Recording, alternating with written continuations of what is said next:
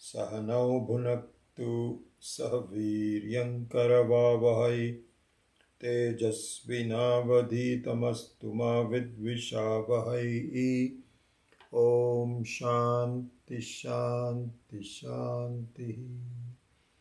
पार्थाय प्रतिबोधितां भगवता नारायणेन स्वयं व्यासेन ग्रथितां पुराणमुनिना मध्ये महाभारतम् अद्वैतामृतवर्षिणीं भगवतीम् अष्टादशाध्यायिनीम् अम्ब त्वामनुसन्दधामि भगवद्गीते भवद्वेषिणीम् यं ब्रह्मा वरुणेन्द्ररुद्रमरुतः स्तुन्वन्ति दिव्यैस्तवैः वेदैः साङ्गपदक्रमोपनिषदैः गायन्ति यं सामगाः ध्यानावस्थिततत्कतेन मनसा पश्यन्ति यं योगिनः यस्यान्तं न विदुःसुरासुरगणाः।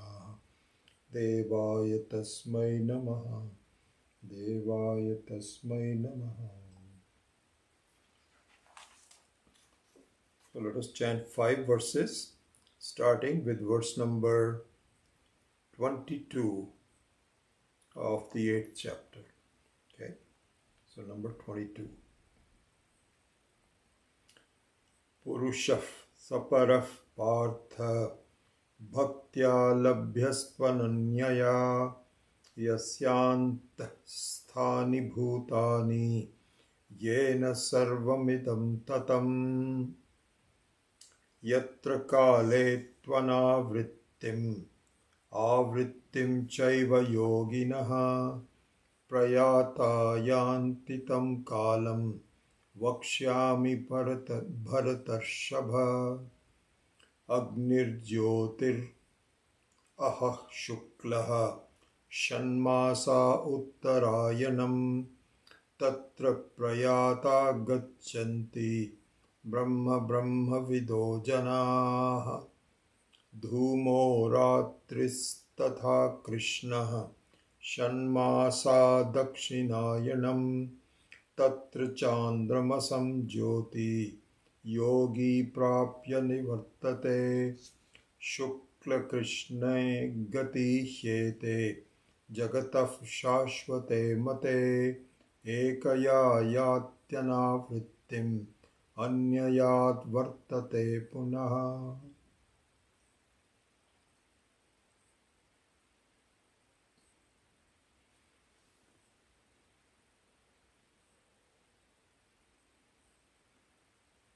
Okay, so number 22, I think we had finished verse number 21 last week. Number 22 is Purusha saparah partha bhaktya labhyastu ananyaya yasya antasthani bhutani yena sarvamidam tatam. So let's see the word meaning and then we will see the meaning of the whole verse. So he says, Hey Partha, Prithuputra, name of Arjuna, designation of Arjuna. Hey Partha, Saha Paraha Purushaha Bhaktya labhyah tu ananya bhaktya labhyah yasya antasthani bhutani yena sarvamidam tatam. So in O Arjuna, indeed that Supreme Lord can be attained by undivided devotion. All beings are Him and all this is pervaded by Him. So this is the translation. So what it said was that you can either look for a limited means and limited results, or you can look for limited means but unlimited results. And the unlimited results can only be possible if you're already the unlimited result. You cannot reach an unlimited result. You cannot reach infinity, as we have seen many times before. So this is what he's pointing out, that really speaking, the Purusha, which is Yasya antasthani bhutani yena sarvamidam tatam, one in which all the world is contained inside of that, and one which pervades everything, that unlimited person, that Purusha, you can reach by Ananya Bhakti. Ananya Bhakti means a devotion to non-difference from that person. This is what the verse is saying. So here, I think Swami Maheshananji in this book, Sri Krishna Sandesha, that I often refer to, has made this very clear as to how all this whole thing is. Okay, so let's take up these concepts one by one. So the first thing is paraha. So that we have seen many times before. Paraha means the one which is the only one left over after everything else gets resolved. The ultimate. The ultimate. And so in all of these, perhaps the way to look at that is to visualize the gold in all the golden ornaments. Let's use that as an example to try to understand this particular verse. So here, the word paraha refers to the gold. How? Because even after all the, so if you look at the example of the gold and the golden ornaments, the whole world of golden ornaments, different kind of ornaments. So you have rings, and you have things to go around your neck, necklaces, and then you have bangles, and then you have some earrings, all those kinds of different kinds of golden ornaments. They are all consisting of gold. So even after all the ornaments are gone, the gold remains. So the gold is what we call paraha in that example. Now also look at the word Purusha. So Purusha means the one. The Purusha, the word Purusha, we have already seen there. I'm just revising it from previous times. It has really two meanings, and both are very similar. So one is the one that resides in any manifestation is called Purusha. So like the king of a city in the old days, the one who resides in the city, the very king of that whole city would be called a Purusha. So similarly here, in the city which is called the body and mind and all the sense organs and everything, then there is a person who resides in this complex of the body-mind, which is you and I. So this would be called a Purusha. A conscious person associated with the complexity of the body-mind, for whom the body-mind complex is meant for, is called Purusha. So in that case, the word Swami comes in. Swami means the one who is the master of that, for whom the entire complexity is meant for. Like, for example, a car is meant for someone. The car is not meant for itself, but it is really meant for someone. So similarly, this very complex body-mind complex is meant for someone, and that is called Purusha, the one who resides very close to it. Okay, this is one definition of the word Purusha. There is another definition of Purusha which is even more revealing.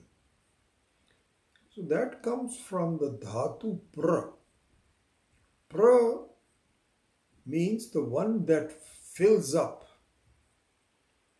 the one that makes it work, the one that fills it up is called Purusha. Like, for example, in Hindi we say Pura. Jo usko pura karta hai, the one that completes it is called Purusha. So, for instance, you may have, supposing you are moving into a brand new home, and you now, as you know, in the home, they first build the structure. Then after the structure is over and it's been secure with the ceiling and all of that and so on, then you start bringing appliances in. So you build a refrigerator, and then you build a cooktop. Then you have all these different appliances that you bring in, lights in the ceilings, and that's how you just populate the whole house with appliances. Okay.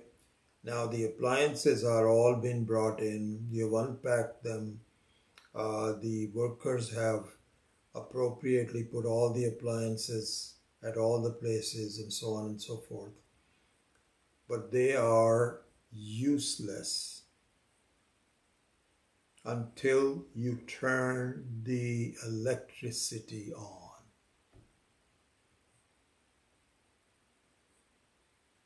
And then when you do that, the whole set of appliances come alive.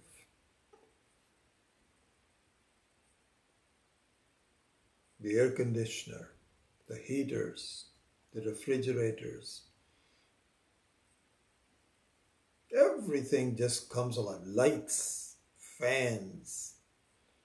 It's as though the whole complex comes alive. And what makes it come alive is the electricity. So in that sense, it completes everything. It powers everything. It fills up everything. You fill up the appliance with the basic ingredient through which the appliance can function. This is called Purusha. So here, this is the Purusha which is one has to really understand and to see the value of that person, of that entity, of that vastu, and what that means is. So in going back to the golden example, the example of the gold. So for instance, there are these people that know how to make particular instrument, golden ornaments. So there may be some specialty people that specialize in very fine work. And so they are experienced technicians who can really be resorted to for very fine jewelry. Others can make it, like for example, bangles, etc. You can even make it in a machine. But if you want to do some touch ups of human skills, then you may need to get a human. So, all those people are skilled in doing so. Okay? Now, suppose you have an educated person from a college who is learning the very science of the gold. There is a science of gold. For example, there is the 22 karat gold, and there's the 17 karat gold, and so on. For instance, what I'm told is that gold in its pure form is not malleable easily. So you have to use some impurities in order to make sure that it is amenable to changes. But anyway, there are a lot of qualities of the gold that this college graduate, let's say, wants to know. He or she has to know all of that. And so then there is actually a course that allows people to be acquainted with the qualities of the gold. How to extract it, how do you get the gold from the various mines, how do you remove the impurities, how do you mix certain impurities to make it more malleable, what are the qualities that make it shine, all of those kinds of things. How to melt it, at what temperature does it melt. So there is a certain science to gold. It is not the science of ornaments.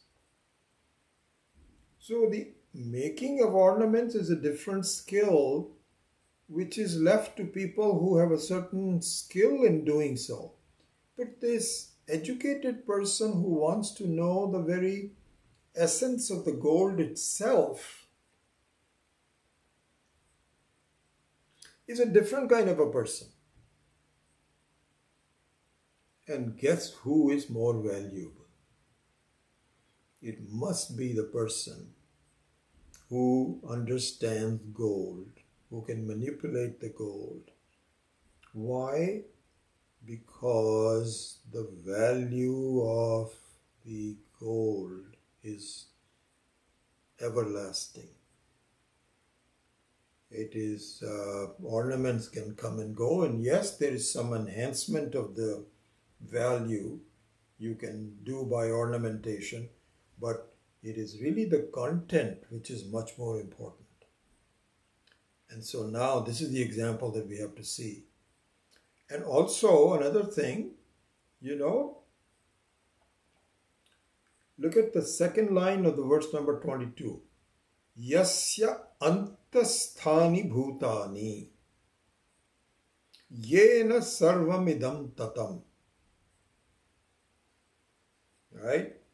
So, yasya antasthani bhutani means that Purusha, that Parama Purusha, Parapurushaha, hey Partha, that person in which inside of that is everything. Bhutani, Bhutebhyaha Jatani, the one which is consisting of all of the manifestation. And that Purusha which is in and through all the manifestation. Yena sarvamidam tatam. And yasya antasthani bhutani. This is the second line. So now look at this characterization of the gold and the golden ornaments. We can see that all the golden ornaments, all the various manifestations of the various ornaments are staying within the gold. Antasthani bhutani, isn't it? So you cannot make a golden instrument, sorry, I keep on saying instrument, but golden ornament, which is outside of gold. It has to be inside of the gold alone. And yena sarvamidam tatam means that by which everything is pervaded. The gold pervades all of the manifestations.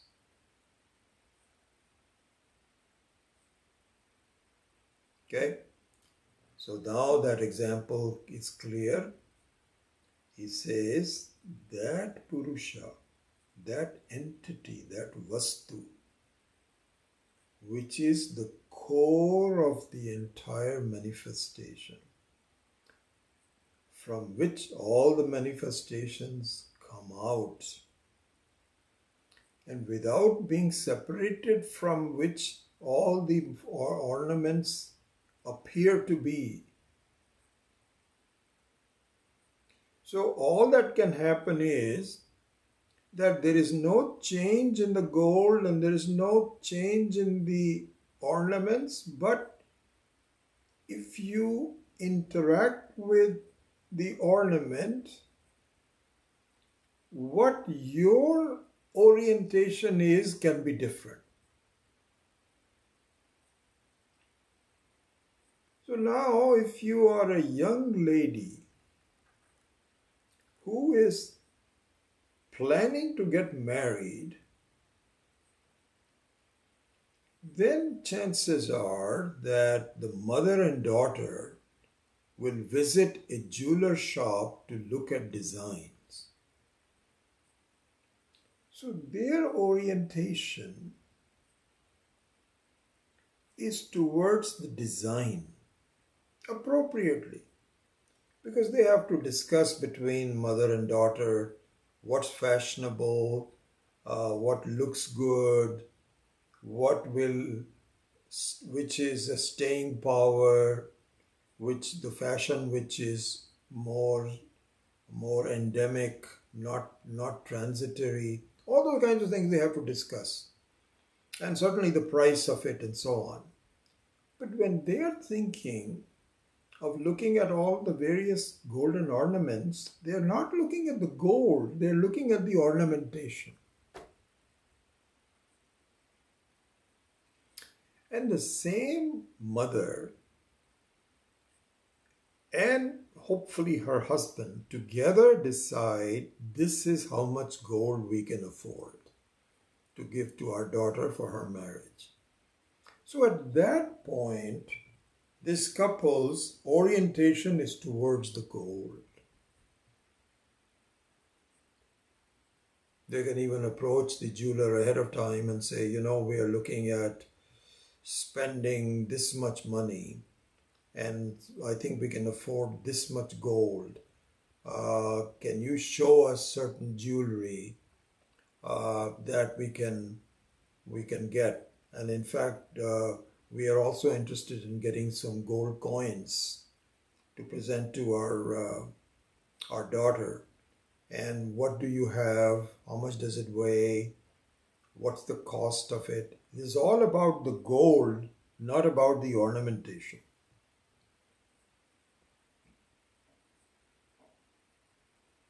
So with that example, now we can say, let us read this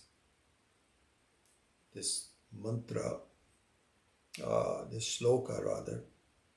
Mantra is usually referred to Vedic shlokas, but this is not a Vedic shloka, this is a Smriti shloka.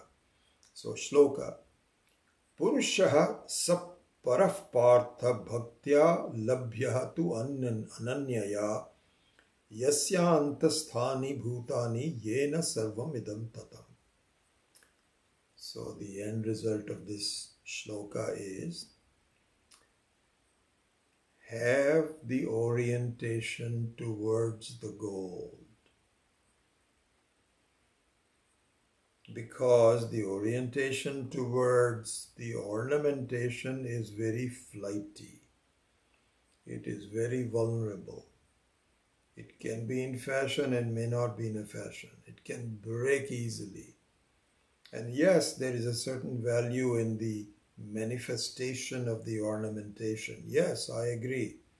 But nothing compared to the staying power of the very basic content of the ornamentation, which is the gold. So therefore, hey Partha, please see that from me, the Brahman, the entire Jagat is pervaded. How is the whole Jagat pervaded by me? Because there is nothing separate from consciousness.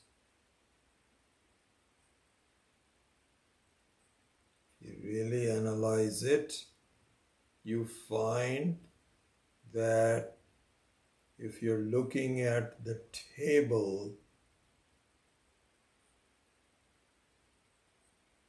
you are really looking at the table consciousness.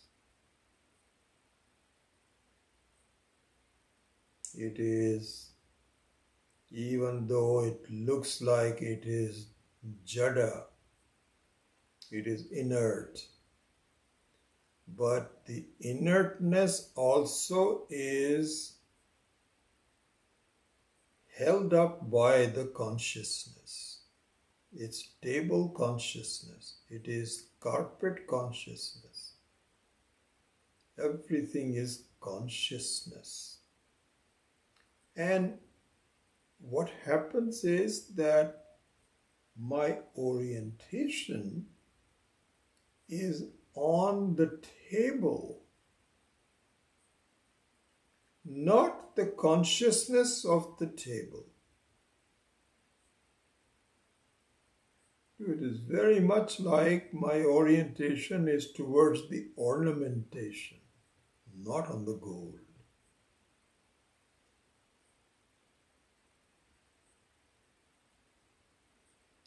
And if you look at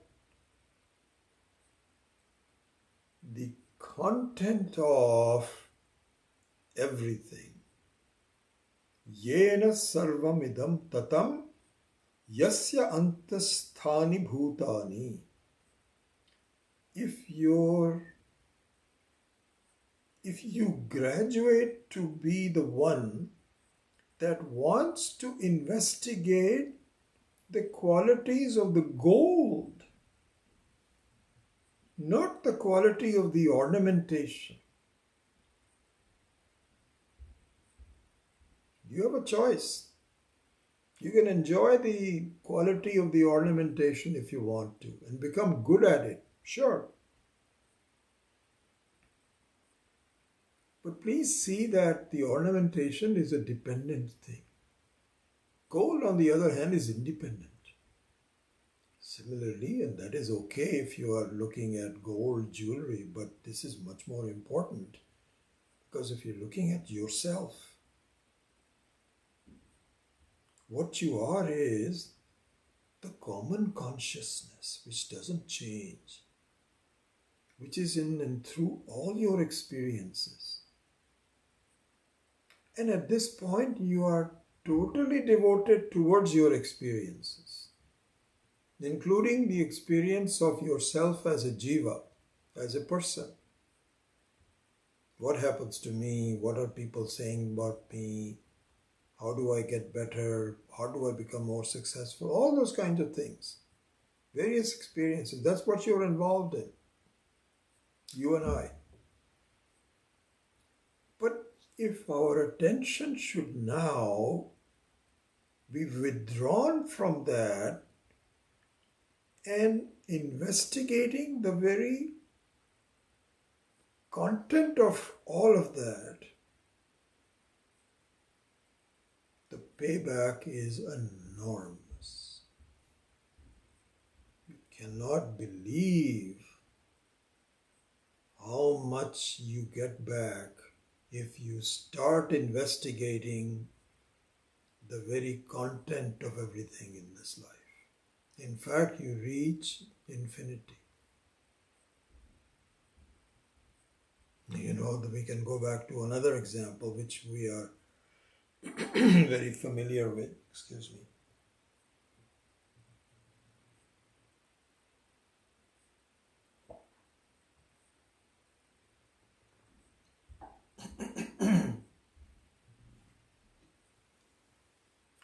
Which is room space. So if you are very interested in the room spaceness, how big is the room? How can we make it bigger? How can we make it more functional? People are rearranging furniture so that you can become a little different. You can look at it differently. All of the skills involved in managing room space is involved with the applied space, if you may, if I can coin a word. It's called applied space. And it usually happens when you're traveling, then space, applied space becomes of value to you.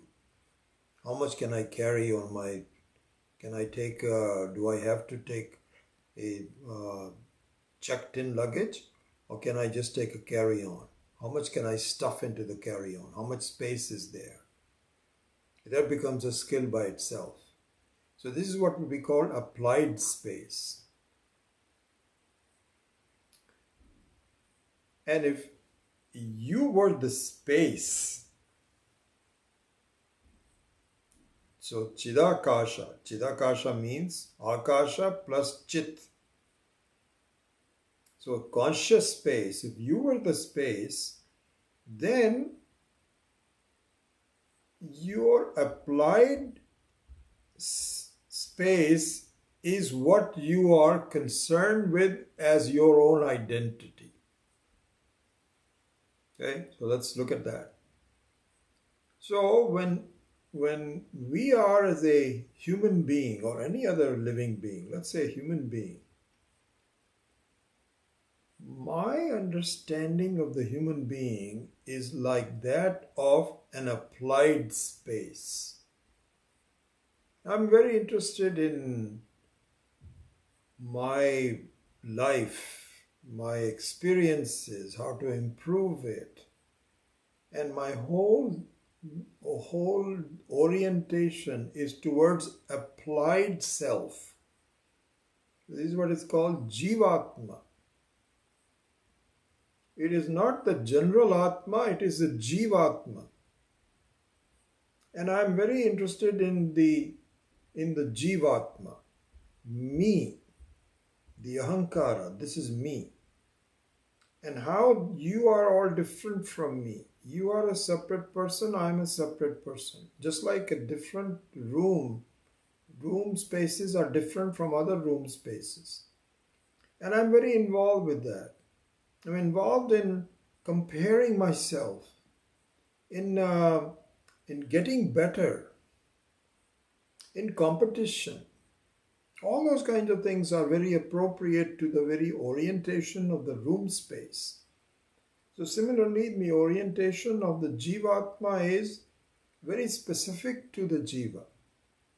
Applied Atma. Instead of applied space, I would say applied Atma. Applied means that myself as an instrumentation, as an appliance. I'm very interested in that.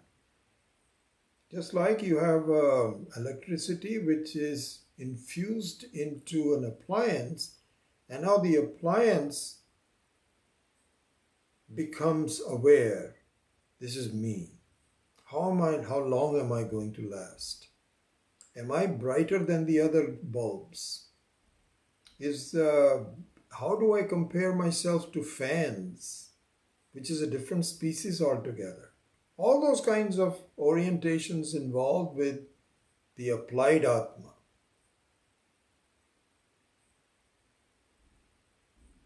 kind of like an ornamentation of the Atma. The applied Atma is an ornamentation of Atma. But if you were to lift your vision towards not the applied space, but space,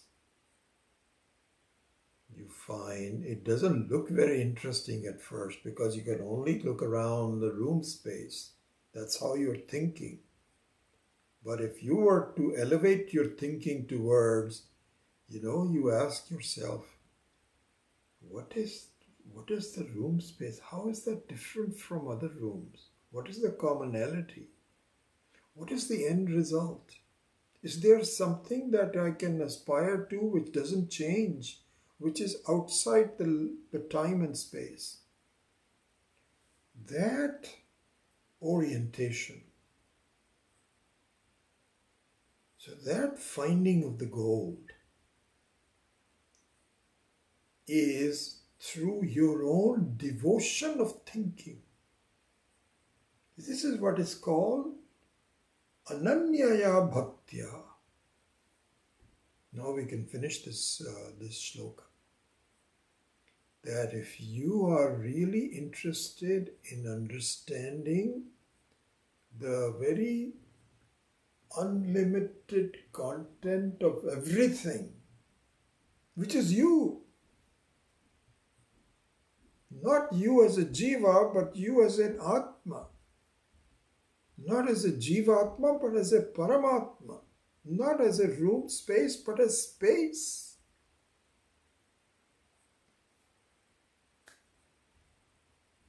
You are done. You are free. So he says, now we can finish this. Purusha saha parah partha. Hey Partha, that Purusha, supposing you want to be that person, then bhaktya labhyaha. Bhaktya labhyaha means it is possible for you to gain that through devotion. What does a devotion mean here? Devotion means that at first it doesn't appear to be important. Like for instance, supposing there is a young girl who's very interested in designs. And indeed she is qualified to understand the design because she didn't have to really buy the gold. It was given to her by her parents. But suppose she grows up, and she begins to develop an understanding of gold, not just the ornamentation. Perhaps as she becomes a mother herself and she has children that are born to her, not only that, but who wants to have an investment in something that lasts, she begins to wean herself away from ornamentation and begins to understand the value of gold. Similarly to that, Krishna is telling Arjuna, hey Arjuna, if you want to graduate to an understanding of the paraha, the purushaha that fills up everything, yena sarvamitam tatam, yasya antasthani bhutani, in which everything is, and one which is outside of that as a paraha, which outlasts, then be devoted to it. Be single-mindedly, give up this silly notion of being buffeted by the experiences. Go to the experience of the very nature of the experience itself. That is me, Ishvara. So that's the essence of this shloka.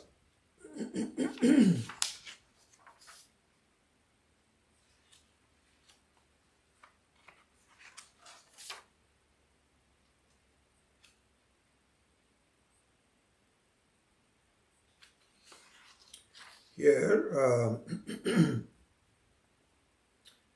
one other important things to talk about at this stage, in chapter number 8. So two human goals, two possible destinations are talked about. Okay, so we will now go into this. Two destinations, two paths, if you may. One is a path which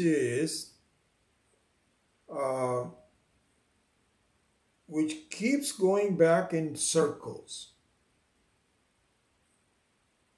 from one life to the other, another life to after that, another life after that. And the other destination is one in which there is no coming back. You are free. You are total. You've reached the goal. These are the two paths we talked about. Okay?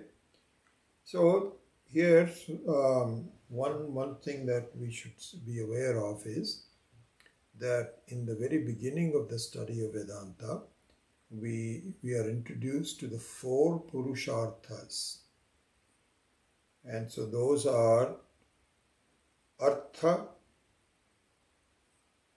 Kama, Dharma, and Moksha. Artha, Kama, Dharma, Moksha. So Artha is the accumulation of things for my security. It's called Artha. Basics of my life. Very important ones are house, cars, food, etc., which is needed for my basic existence. So this is called Artha.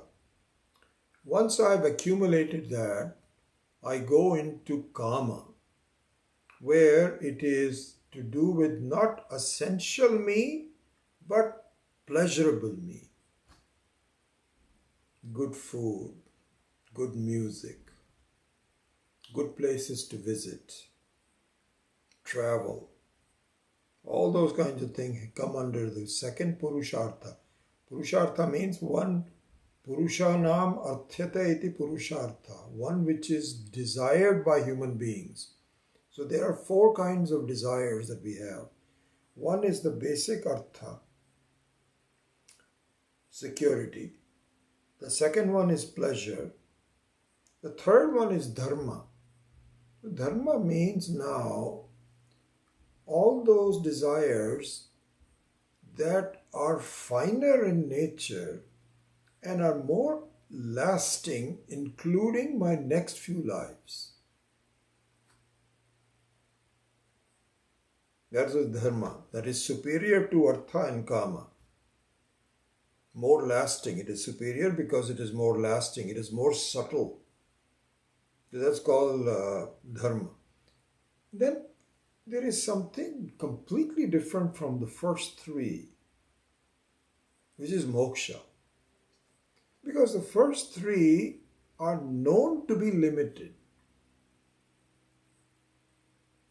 I know from my experience that everything that I accumulate can be taken away from me, it always is taken away from me. Similarly, pleasures are very fleeting. I cannot have unlimited pleasure.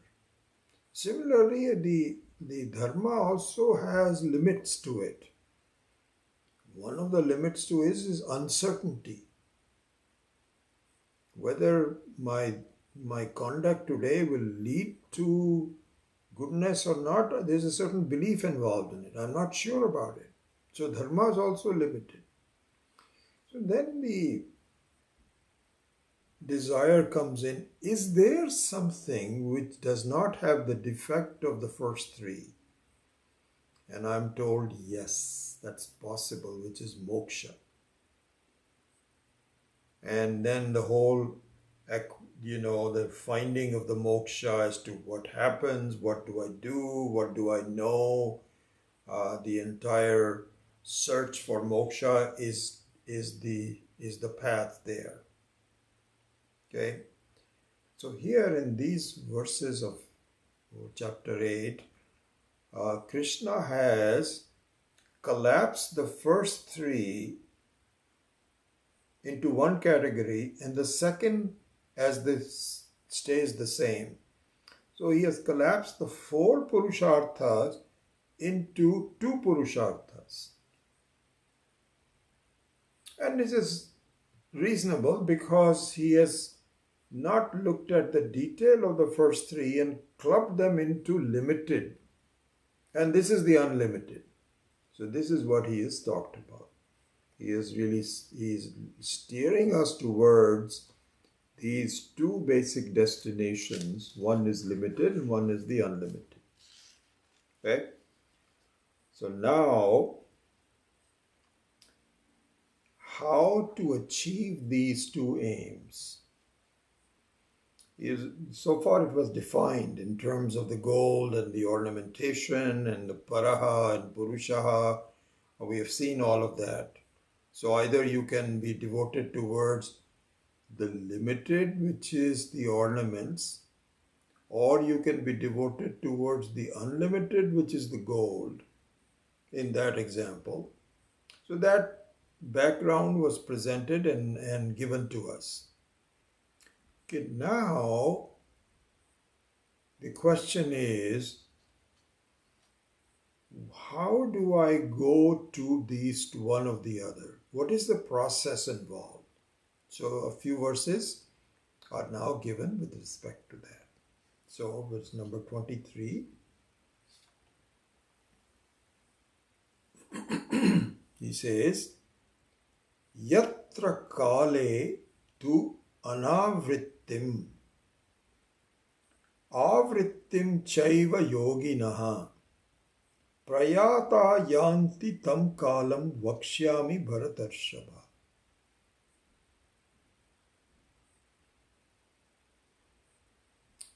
So Bharatarshava is another name for Arjuna. He says, "Hey Bharatarshava, I will now tell you, Vakshyami, future tense, Vakshyami means I will now tell you one of the two paths." So normally this is a very interesting thing. The kala normally refers to time.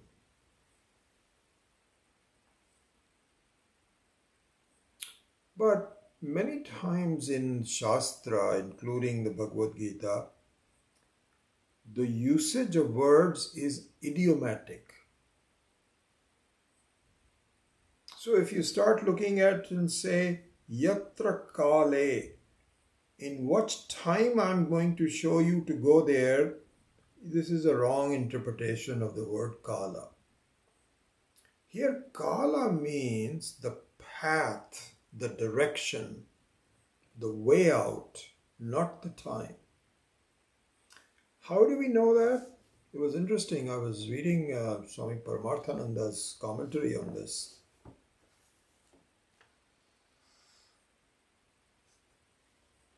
So he says, in Hindi he's saying is, ब्रह्म सूत्रों में बतला दिया है कि यहाँ काल का असली अर्थ तो है काल अभिमानी देवता.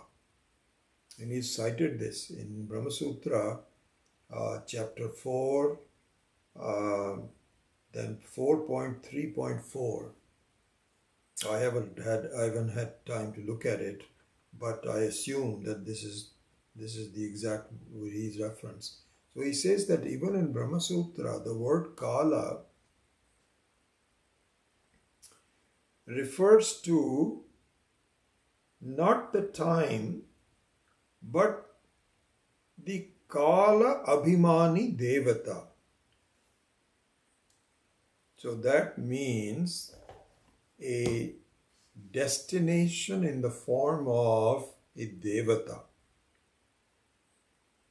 So an acquisition of, because the um, the whole life consists of, as we've been studying, a yajna. It's a ritual where you pattern yourself towards a devata, and the qualities of the devata come to you. You almost aspire to have the same qualities as the devata. So here, if we understand that they substitute the word kala with the devata, devata here means a destination. That's who I want to be. Then Krishna says, Hey Bharatarshava, I am going to tell you two kinds of devatas that you should aspire to. So this is one of the two Purushartha.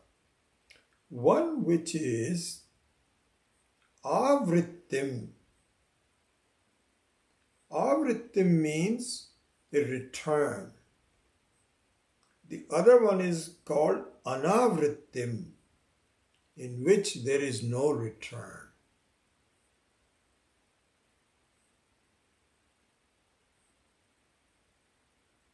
No return. So, it's interesting. You go to a favorite destination spot, let's say Hawaii, and the Hawaii is a kind of like a Swargaloka, or any, not just Hawaii, but any sea resort, especially the sea resort. The sea resort has a very beautiful qualities because you're seeing an unlimited manifestation of God's water. It's a great sight, really, when you see the sea. It just evokes in you a sense of grandeur of God's creation. A beautiful, and so the sea is important. And now if you're sitting on the side of the sea, and if the weather is good, it's a very beautiful thing. Nothing bothers you. You are, the sounds are not bothersome, the sights are not bothersome. It is a pleasure. It's a pleasure to go there. So in that sense, it is kind of like a small experience of Swargaloka, because we are told that the Swargaloka is like that. That there's so much pleasantness involved. Everything is nice. There is nothing, and in fact in Swargaloka, in the heavens, you don't have even some of the things like you have in Hawaii. Like, for example, there is no hunger and thirst. So you can be sitting on the side of the Hawaii, and all of a sudden you say, my gosh, I'm so thirsty. Can I clean? There's nothing available. So all of a sudden your experience is sullied by your thirst. Swargaloka, it doesn't happen. You have no thirst because you don't have any bodies. Swargaloka, there is no physical body. It's all mental. And so you don't have any thirst, you don't have any hunger. You have just pleasure. So in Hawaii, for example, it's a little sample of the Swargaloka. Okay? But here's the problem. The problem is, it is not permanent. In fact, this is what happens. You go to Hawaii and you check into this very expensive hotel that you have paid. Half of your savings are gone by getting rental for a week at this beautiful 5-star hotel. And so you go there and you check in, and the person says, Mr. and Mrs. Kapoor, welcome. I'm so happy you are here. Let me check. You are scheduled to move out on Friday at noon. In fact, I just want to inform you that our checkout starts at 11 o'clock. But I just want to be sure. Here you are. You've just arrived, and the person is now reminding you that you have to go back. So what does it do? So immediately your mind is set. The first day you say, oh, this is so beautiful. Especially if you're not in California. Here our weather is just as good. You can see the sea from here. It's not that bad. But if you're from a landlocked Midwestern state, which is cold, and you go there in December time, you say, wow, this is so much better. Why didn't I come here before? But at the same time, the next day you say, oh my gosh, there's only 4 days left. And then the day or so before you're leaving, there is a piece of paper which is slipped inside the room, which says, you owe us, your credit card will be charged for $4,750 for this 1 week, and checkout is by 11 o'clock. And if you don't check out, then we will give you another day's. This is called avrittim. So he says, hey Partha, hey Bharatarshava, let me describe to you those 2 destinations that you as a yogi means you are interested in understanding what my next destination should be. You are inquiring into it. You are interested. You're wise enough to now look beyond this life to say, where should I go next? That is the yoginaha. He says, let me tell you the 2 destinations. Destinations here means in the call of the Kala Abhimani Devata. So Kale. He says one which is Anavrittim and one which is Avrittim.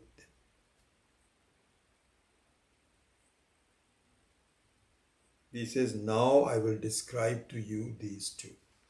Okay. So with that, he simply gives that promise.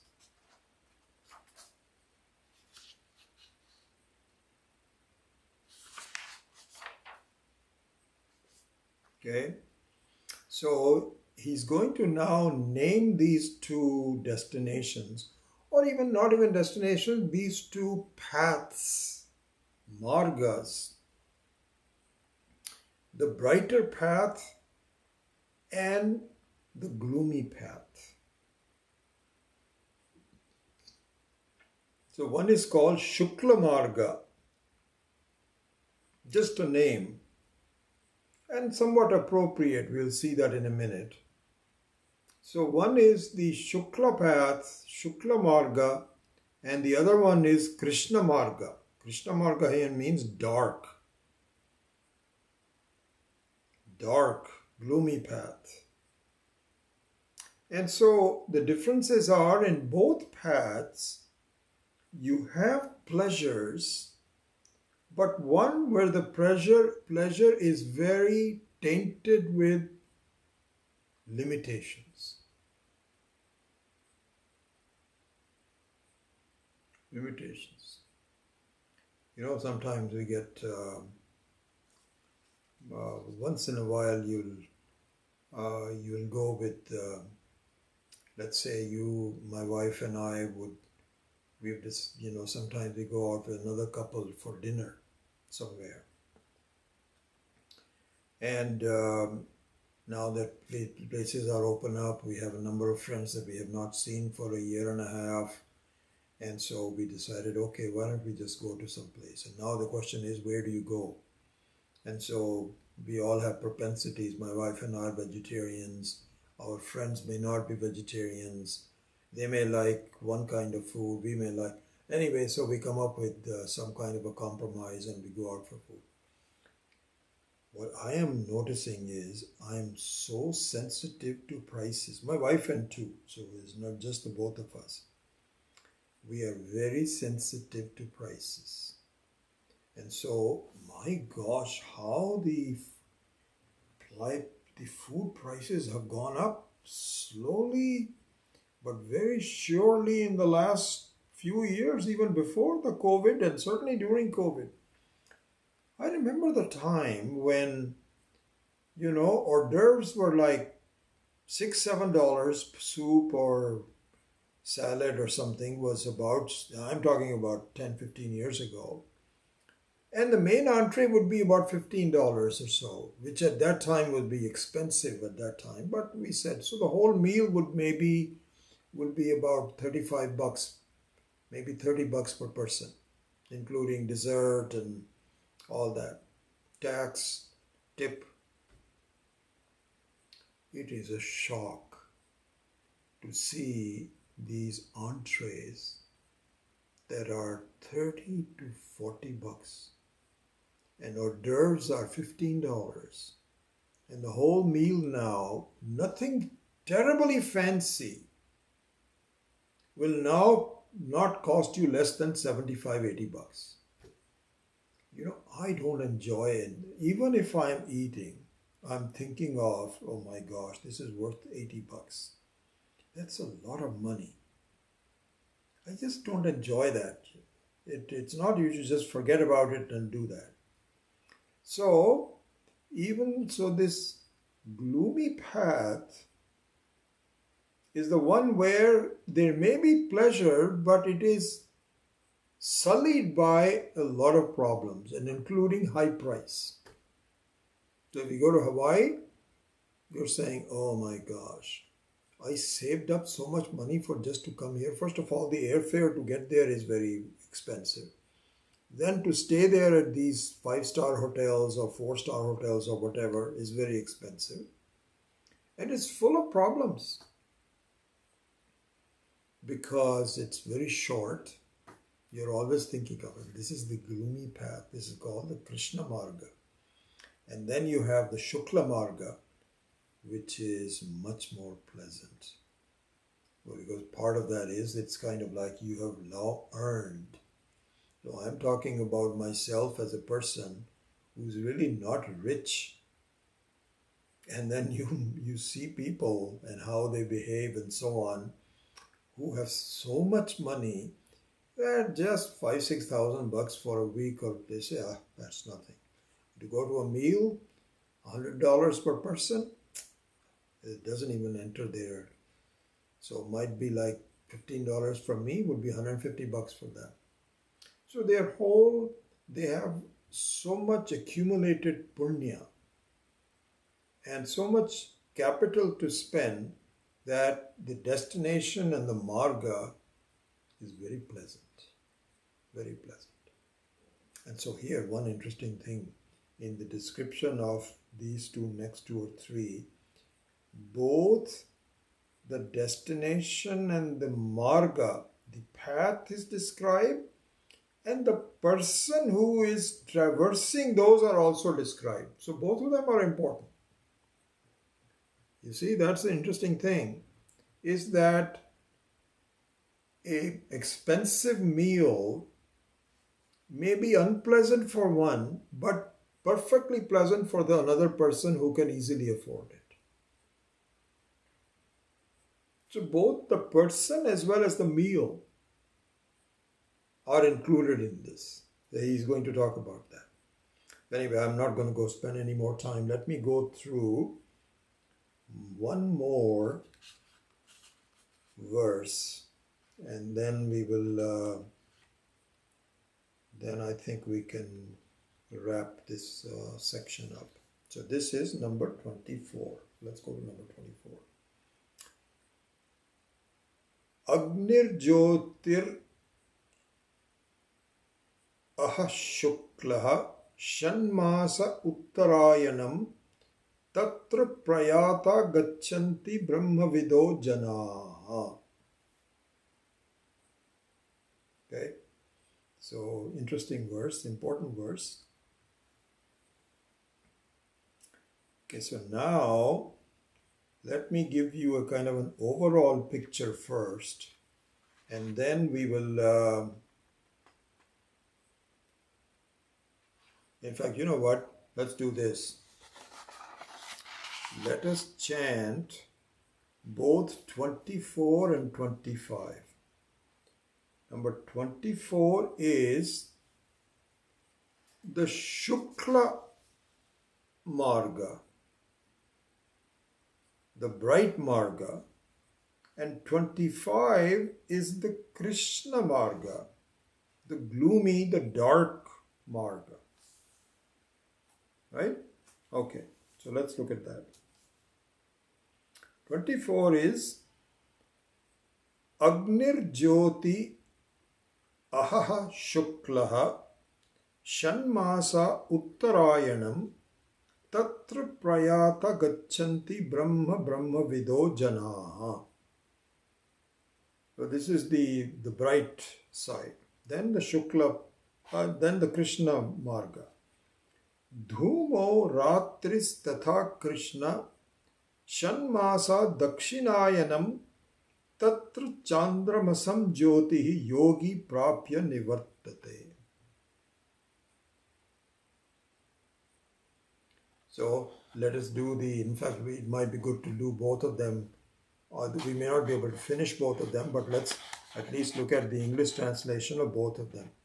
So the number 24 says, departing by that bright path which is presided over by the deities, the devatas of fire, flame, day, the bright fortnight, and the 6 months of the sun's northern course.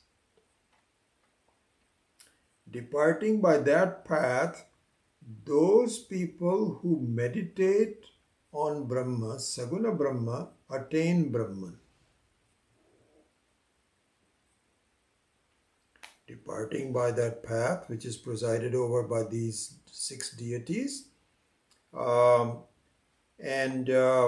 these are called the northern paths, and this is traversed by people who are doing upasana, saguna upasana for Brahman.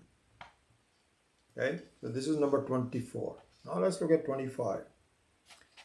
Departing by that dark path which is presided over by the deities of smoke, night, the dark fortnight, and the 6 months of the sun's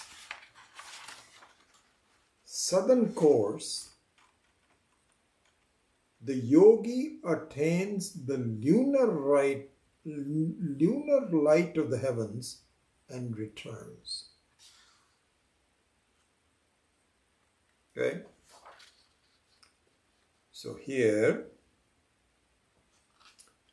just to give you a quick overview of these two, what is being talked about is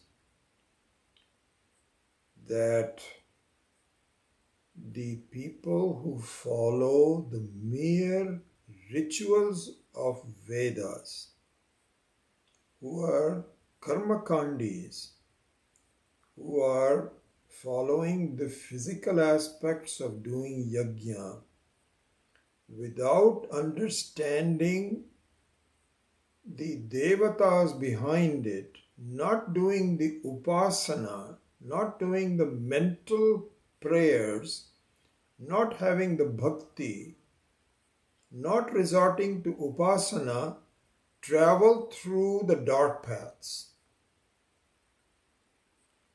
And the dark paths also lead to pleasure, but very temporary pleasure, which do not last very long, and then they come to, you have to return. But those sadhakas who supplement their physical devotion to the rituals with upasana, with bhakti, with mental recitation of the gunas of the devatas, an understanding of them. So this is the contrast between pure karma and karma plus upasana.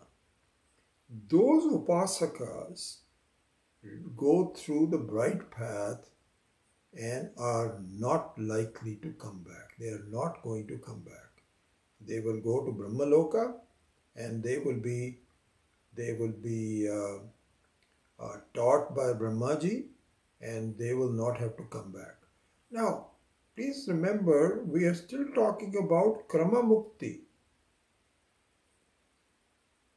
You see, we are talking about Krama Mukti. In fact, there are 4 possibilities. Let's just look at that first. One is a jnani who has completed Shravana Manana and Nididhyasanam and achieved moksha right here in this life, which is what the whole Bhagavad Gita is devoted to. If that's the case, there is no travel for that person. There is no coming back. He's already attained a sense of infinity. So that person is not included in these 2 paths. So there are 4 paths, if you may, if I want to give you an overview. So the one is the jnani for whom there is no path. Then the 2 middle ones are one who are doing karma and upasana, for which there is the Shukla Marga, the bright path. The third one, which is only doing karma but no upasana, there is Krishna Marga, in which it comes back. They have pleasures of Swarga, but they come back. The fourth one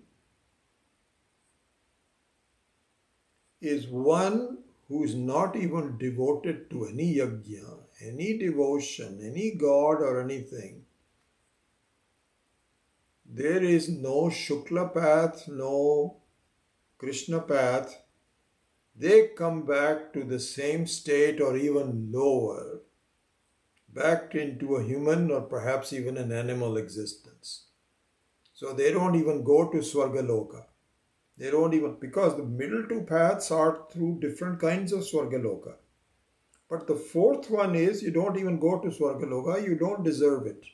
You have not done enough good things, you have the wrong tendencies, your thinking is not correct, and perhaps even worse, you are criminally oriented.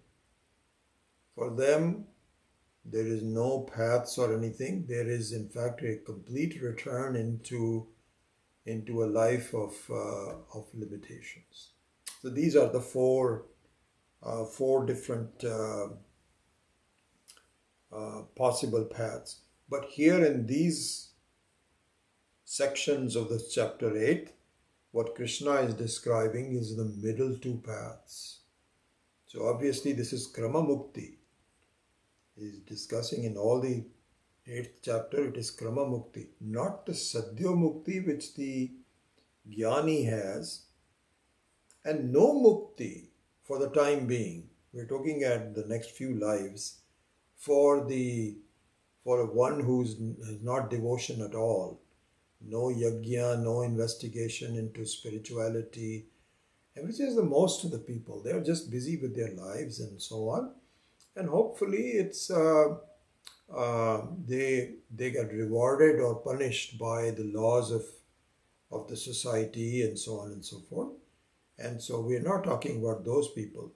But out of the people who are interested in going to a better life and they work towards it, then those 2 paths are talked about. One is without upasana and one is with upasana. So that's how the Krama Mukti goes. And so I think what I will do is in the next class we will take up both 24 and 25 in more detail. And in the following class, so the next class will be on the 24th of July, and the following class we will finish the entire chapter as we talked about it last time, and we will begin the Kaivalya Upanishad on the 7th of August. And in fact, let me do a small prayer, and then I will describe to you the next steps for that, because I'll be sending you an email for that. So with that, let me close this class off and say a prayer, and then I have some more things to talk about. Om Asato Ma Satgamaya Tamaso Ma Jyotirgamaya Mrityorma Amritam Gamaya. Om Purnamadav Purnamidam Purnat Purnamudachyate Purnasya Purnamadaya Purnamevavashishyate. Om Shanti Shanti Shanti. Hari Om Shri Gurubhyo Namaha. Hari Om. So a few words about the next steps. So as I was mentioning, we'll have 2 more classes on the 8th chapter, after which the 8th chapter will be completed. And then we'll begin, as we had planned all along, to start the Kaivalya Upanishad on Saturday the 7th of August. So having said that, next Saturday, the 24th, is Guru Purnima.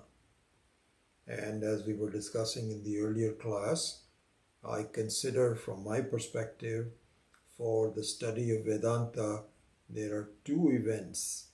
There are many events that are important, but 2 events that are worthy of pausing and celebrating. One which is they're all worthy of celebrating, but one that must be done, should be done, is Mahashivaratri, and the other one is Guru Purnima. And the Guru Purnima is next Saturday. It happens to be on the same day. So what my plan is that we will keep the Gita class as is from 10 to 11:15 or so for next week. But we will not have the Brahma Sutra class. And instead of the Brahma Sutra class, we will have a short 45-minute celebration of Guru Purnima. So I hope that you can also join for that in addition to the Gita class, if you can, if you have the time to do so. And what we will do is, we will chant the Guru Stotram for a few minutes, maybe about 5, 7, 8 minutes. And if you have a copy of the Guru Stotram, then please read it ahead of time. We will chant it together. If you don't have a copy, I will see whether, I think we should have had it somewhere on the website, and I'll send you an email with reference to it so you can make a copy of it. So we will chant the Guru Stotram, and then after that, for the next 40 minutes or so, we'll have some general talk about the importance of Guru Purnima. And so that will be from 9 o'clock California time to approximately 9:45. And then after a 15-minute interval, we will start our regular Gita class. Okay, so this is one thing. The second thing is that I had mentioned it to you that I would like to reconstitute the class for Kaivalya. When I say reconstitute, it means that unlike the current Gita class, where the Drik Drishya Viveka roster was continued, I think it would make sense to terminate that and start a new one for Kaivalya Upanishad. So what that means is, if you are interested in joining the Kaivalya Upanishad, kindly send me an email requesting registration for that. So this is one thing that and I think some of you had already done so. I have that list of those of you that had already asked me, and so I will keep it. You don't have to repeat it. But for the rest of you, please send me a registration request for the Kaivalya Upanishad, number one. Number two, I have just received 40 copies of Swami Viditatmananda's book on Kaivalya Upanishad, and what I would like to do is to, when you register for the Kaivalya Upanishad class, please also mention if you would like to have a copy of Kaivalya. I know many of you already have it, but if some of you that don't, I have 40 copies that I can send it to you. So for that, please send me your physical address, because I'll be sending it to you by surface mail. So make sure you send me your address with the request to get a copy. Now, what I've decided to do is the following. I was thinking of just asking you to send me the money, which is approximately $10. That includes getting the copy from the ashram and my cost of going to the post office and sending it out by surface mail. And what I think I'm going to do is a couple of things.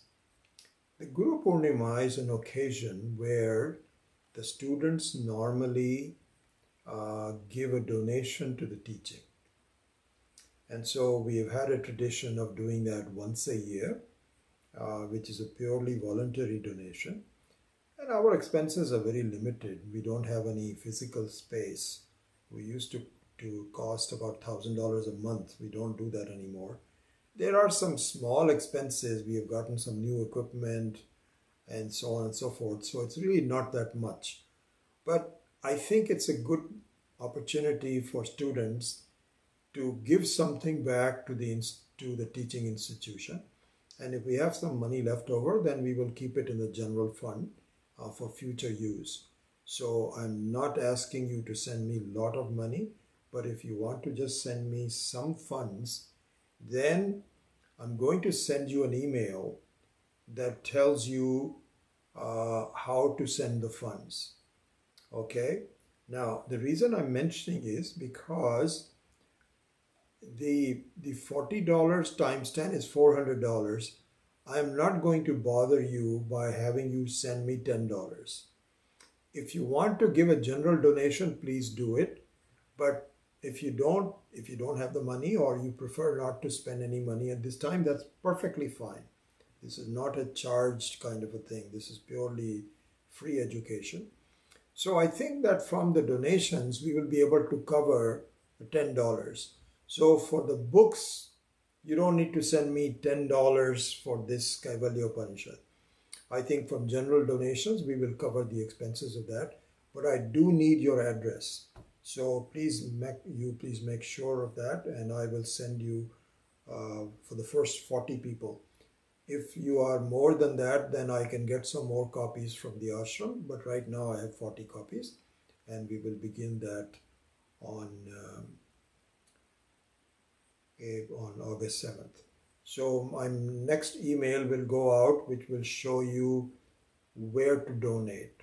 In fact, Raj and Chandra have done a very good job of opening up a Bank of America account for Arsha Vidya Center, and you can send your money through Zelle, which requires absolutely no charge for it, or you can just continue to use any other sources for sending money, or even send a check for that matter. But we'll explain it all in the email that I will send it to you. Okay, so that's the plan for next week, and also for the continuation of this class with Kaivalya Upanishad. Okay, so with that, let me see if you had any questions.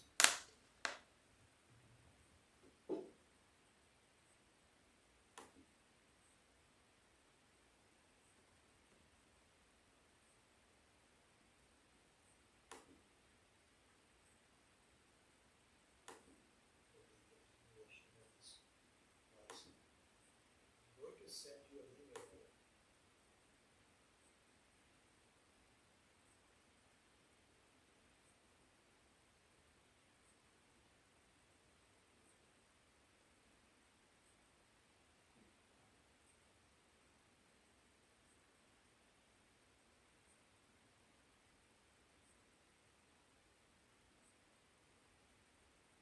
So good to see you all. Wonderful.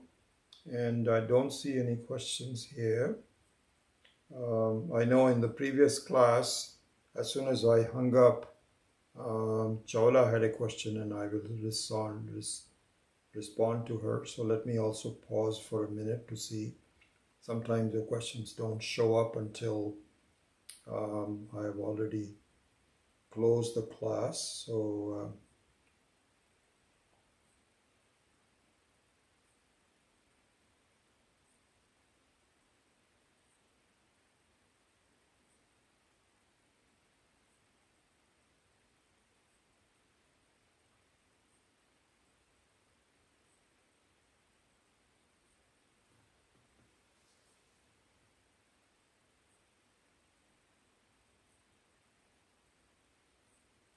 yeah, I just think that for some of you, this may be the first Upanishad. And oh yeah, I think the other thing I should mention is that I think what I might do is to record a short video introduction to Kaivalya between now and the 7th, and just put that out to YouTube that I've done previously. I think I will do that. So if you are on the fence and you're not sure whether you want to join this class or not, some information can be given to you, and that can help you to make up your mind. So I will do that. But I think that the study of any Upanishad is an important aspect of our learning, because the original thoughts of Vedanta are all contained in the Upanishads. The Bhagavad Gita and others are interpretations of that, but the real value comes from directly understanding what the Vedas are saying through the Upanishads. So if this is your first Upanishad, then I think it will be good for you to get acquainted with how the Upanishads are structured, what are they saying, and so on. So, and then I think this book that Swamiji wrote was a very good one. And so, like we did with Drigdrishya Viveka, a live class backed by a text, I think would be useful to all of you. So I really think that will be nice to do. Okay, I don't see any other questions. So with that, I take your leave, and hopefully we'll see you next week for the Guru Purnima. Om.